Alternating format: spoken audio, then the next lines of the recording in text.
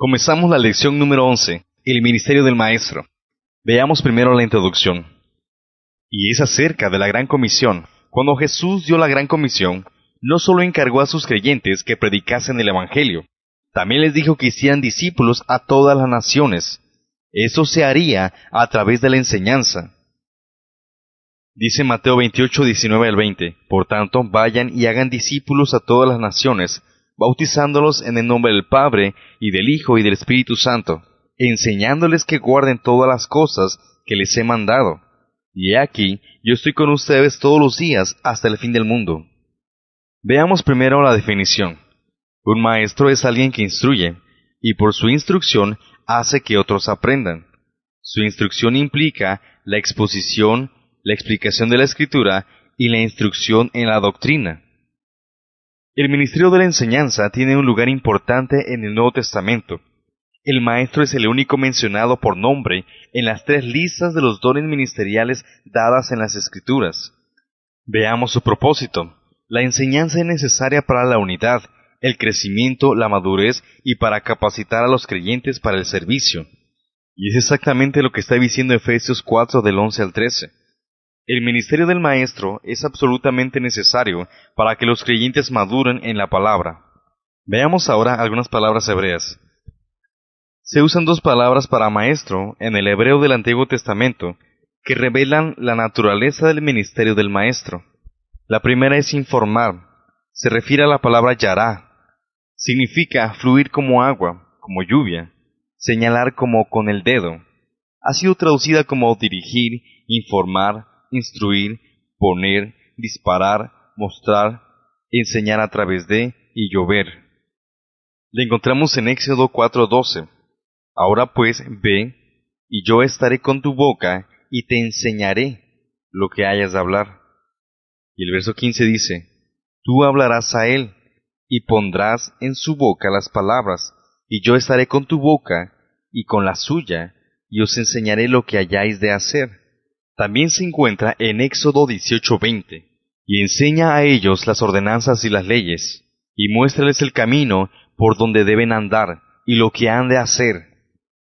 Y Éxodo 35:34 dice así, y ha puesto en su corazón el que pueda enseñar. Entonces, en estos textos encontramos que se refiere a dar una información. La otra es para instruir diligentemente, se refiere a la palabra lamad, significa aguijonear o enseñar por el incentivo de la vara. Se ha traducido como instruir diligentemente, aprender, hábil, enseñar, maestro o enseñanza. Y la encontramos en Deuteronomio 5:1, que dice así, Llamó Moisés a todo Israel y les dijo, Oye Israel los estatutos y decretos que yo pronuncio hoy en vuestros oídos, apréndanlos y guárdenlos para ponerlos por obra. Además, Deuteronomio 11:19 dice así, Y las enseñarán a sus hijos, hablando de ellas cuando se sienten en su casa, cuando anden por el camino, cuando se acuesten y cuando se levanten. El Salmo 25 del 4 al 5 dice así, Muéstrame, oh Jehová, tus caminos y enséñame tus sendas. Encamíname en tu verdad y enséñame, porque tú eres el Dios de mi salvación, en ti he esperado todo el día. El Salmo 119, verso 7 dice así, Te alabaré con rectitud de corazón, cuando aprendiere tus justos juicios. Y Esdras 7:10 dice así, Porque Esdras había preparado su corazón para inquirir la ley de Jehová, y para cumplirla, y para enseñar en Israel sus estatutos y decretos. Todo esto se refiere a dar instrucción diligentemente. De estas palabras hebreas, encontramos que un maestro es alguien que señala el camino con su dedo, dirige, informa, instruye y muestra los caminos del Señor. La enseñanza fluirá como la lluvia, cayendo cuando el maestro es hábil en la instrucción. Esto ocasiona que los estudiantes aprendan. El enseñar es como aguijón o una vara que hace que el pueblo ande en los caminos de Dios. Veamos ahora algunas palabras griegas. 6 palabras fueron usadas con relación al maestro en el Nuevo Testamento. Sin embargo, cada una de estas palabras surge de la misma palabra básica. La primera se refiere a instruir. La palabra es didasco. Significa aprender o enseñar. Se traduce como enseñar. La segunda es instructivo. La palabra griega es didácticos. Significa instructivo o didáctico. Se traduce como apto para enseñar. La tercera es instruido. La palabra griega es didactos. Significa instruido, convencido por la enseñanza, y se traduce como enseñado. La cuarta palabra es instrucción en el sustantivo. La palabra griega es dikasdalia, significa instrucción, la función o la información. Se traduce como doctrina, aprendizaje o enseñanza. La quinta palabra es un instructor. La palabra griega es dikáskolos.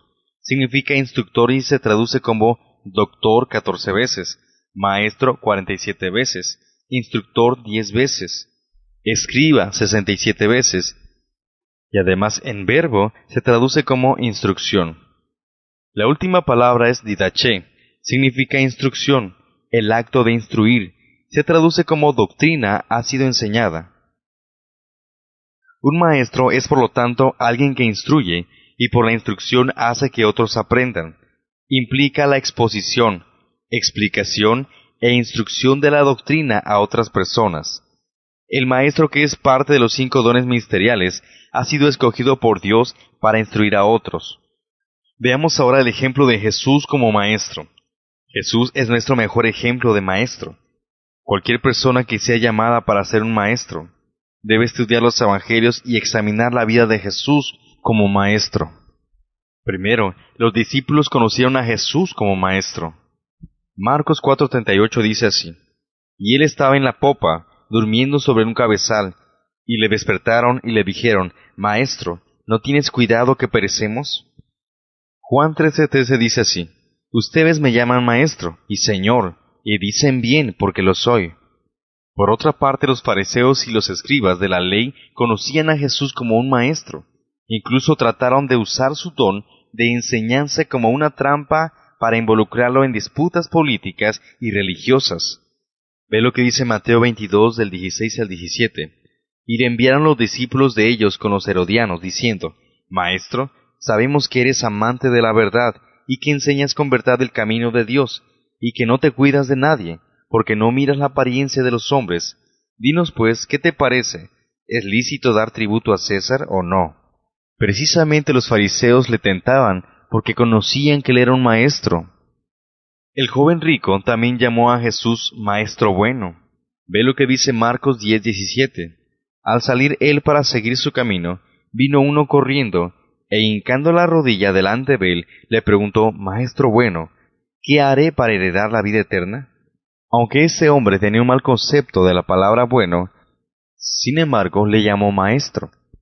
Otro hombre, llamado Nicodemo, era un maestro, y vino a Jesús y le llamó maestro. Y lo encontramos en San Juan capítulo 3, verso 2. Este vino a Jesús de noche, y le dijo: Rabí, sabemos que has venido de Dios como maestro, porque nadie puede hacer estas señales que tú haces, si no está Dios con él. Además, donde quiera que Jesús iba, le llamaban maestro. Él pasó mucho de su tiempo enseñando a multitudes de personas.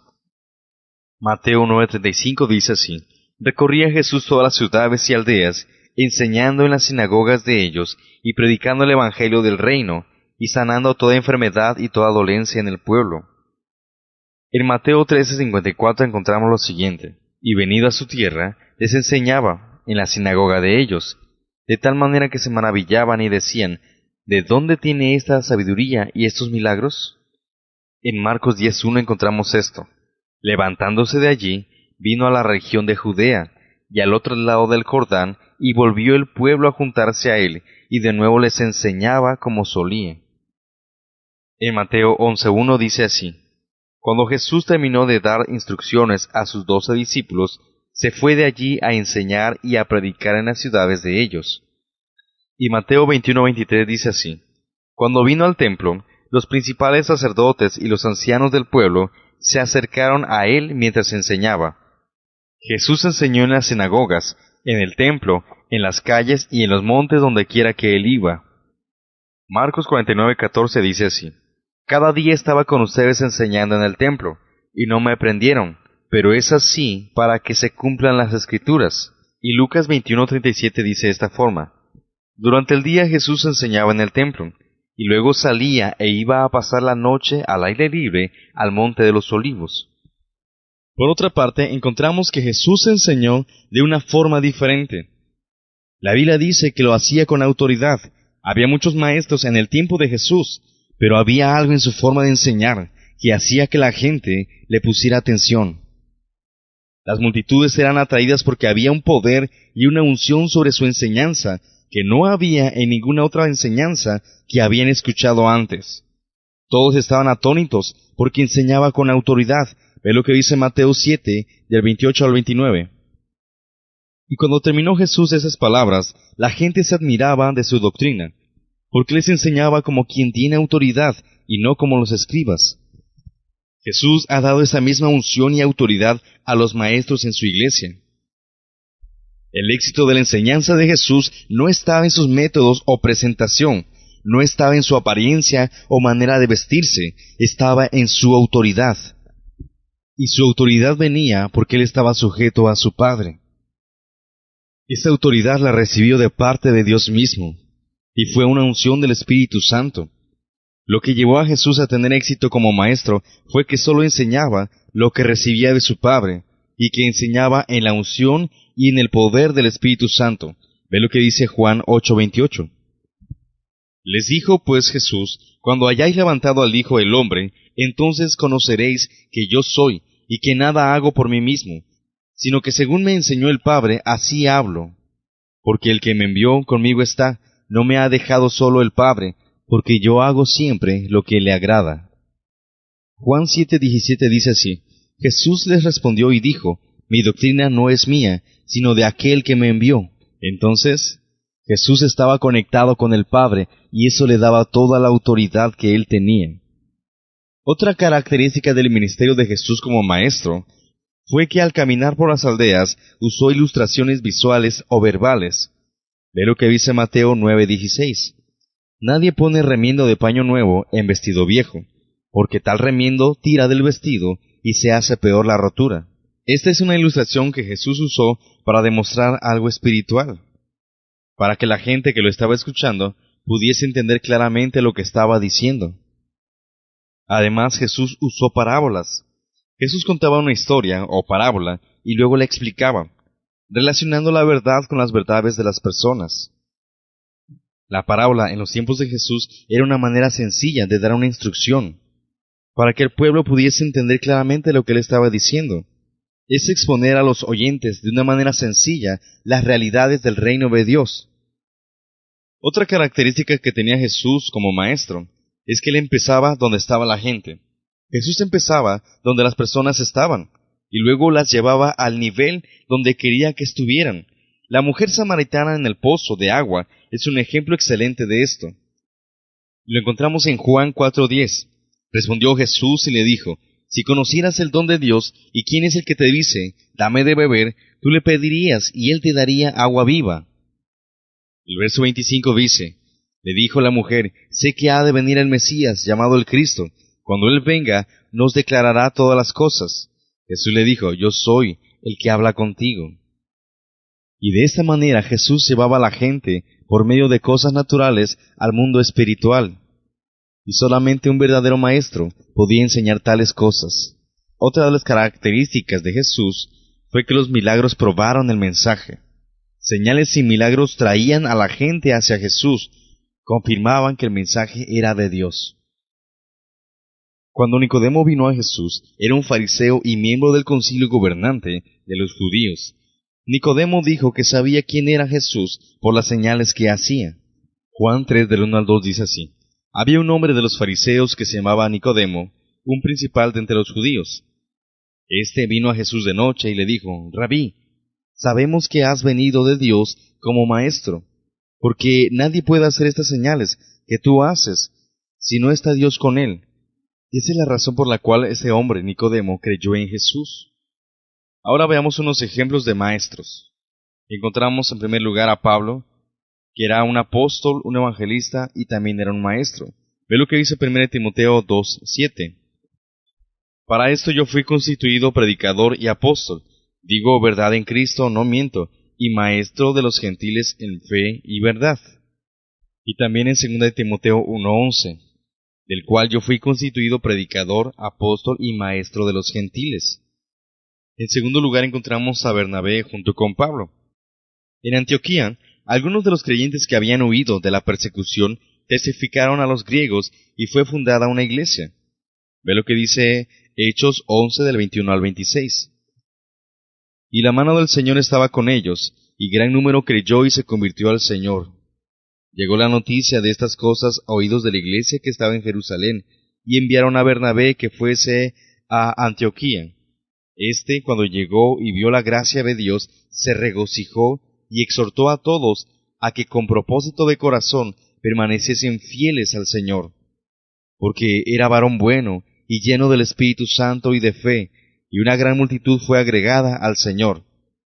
Después fue Bernabé a Tarso para buscar a Saulo, y hallándole le trajo a Antioquía, y se congregaron allí todo un año con la iglesia, y enseñaron a mucha gente. Y a los discípulos se les llamó cristianos por primera vez en Antioquía. Ellos enseñaron a los nuevos creyentes. Pablo, el mismo hombre que había perseguido a los creyentes, ocasionando que huyeran a ese lugar de Antioquía, fue encontrado más tarde por Bernabé y fue llevado a Antioquía para enseñar a los nuevos creyentes. Pablo y Bernabé funcionaron como profetas y maestros antes que fueran enviados como apóstoles. Ve lo que dice Hechos 13:1. Había entonces en la iglesia que estaba en Antioquía profetas y maestros: Bernabé, Simón el que se llamaba Níger, Lucio de Cirene, Manaén, el que se había criado junto con Herodes el tetrarca, y Saulo. Encontramos también que Pablo continuó ministrando como apóstol maestro, es decir, un doble ministerio, como lo encontramos en 1 Timoteo 2:7. Para esto yo fui constituido predicador y apóstol, y maestro de los gentiles en fe y verdad. En el libro de Hechos encontramos a otro hombre que también fue un maestro. Ve lo que dice Hechos 18, del 24 al 26. Llegó entonces a Éfeso un judío llamado Apolos, natural de Alejandría, varón elocuente, poderoso en las Escrituras. Había sido instruido en el camino del Señor, y siendo de espíritu fervoroso, hablaba y enseñaba diligentemente lo concerniente al Señor, aunque solamente conocía el bautismo de Juan. Y comenzó a hablar con denuedo en la sinagoga, pero cuando le oyeron Priscila y Aquila, le tomaron aparte y le expusieron más exactamente el camino de Dios. Por lo tanto, encontramos en la Biblia a muchos hombres que desarrollaron la función de maestro. Veamos ahora que la enseñanza trae unidad. La enseñanza no debe dividir el cuerpo de Cristo, todo lo contrario, debe traer la unidad del cuerpo del Señor. Ve lo que dice 1 Corintios 3, del 5 al 11. ¿Qué pues es Pablo y qué es Apolos? Siervos por medio de los cuales habéis creído, y eso según lo que cada uno concedió el Señor. Yo planté, Apolos regó, pero el crecimiento lo ha dado Dios. Así que ni el que planta es algo, ni el que riega, sino Dios, que da el crecimiento. Y el que planta y el que riega son una misma cosa, aunque cada uno recibirá su recompensa conforme a su labor. Porque nosotros somos colaboradores de Dios, y ustedes son labranza de Dios, edificio de Dios, conforme a la gracia de Dios que me ha sido dada. Yo como perito arquitecto puse el fundamento, y otro edifica encima. Pero cada uno mire cómo sobreedifica, porque nadie puede poner otro fundamento que el que está puesto, el cual es Jesucristo. Por lo tanto, este pasaje nos da una clara enseñanza acerca de cómo deben trabajar los maestros en la enseñanza. No para traer división o creerse mejor que el otro, más bien como colaboradores juntos el uno del otro para el ministerio al que Cristo los ha llamado. Trabajar en unidad es a la cual el Señor nos llama, para que juntos edifiquemos la iglesia del Señor. Veamos algunas preguntas de repaso. Primera, según Mateo 28, 19 y 20, ¿cómo hacemos discípulos de todas las naciones? Segunda, dé una definición o traducción de una de las palabras griegas o hebreas originales que fueron usadas para designar al maestro. Y tercera, mencione 3 cosas en el ministerio de Jesús que diferenciaron su ministerio como maestro de los otros maestros de su tiempo. Y con eso terminamos la lección número 11.